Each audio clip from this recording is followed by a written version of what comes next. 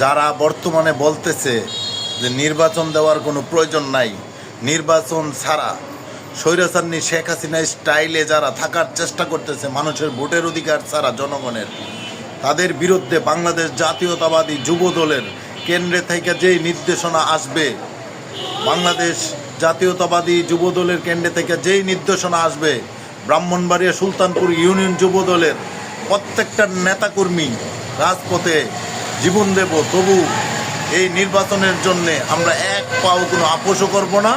জনগণের ভোটের অধিকারের জন্যে রাজপথে জীবন দেব, কোনো আপোষ হবে না। নির্বাচন নির্বাচন নির্বাচন নির্বাচন ব্যতীত অন্য কোনো কিছু বাংলাদেশ জাতীয়তাবাদী দল মানবে না এবং কেন্দ্রের নির্দেশনা পালন করার জন্য আমরা প্রতিজ্ঞাবদ্ধ।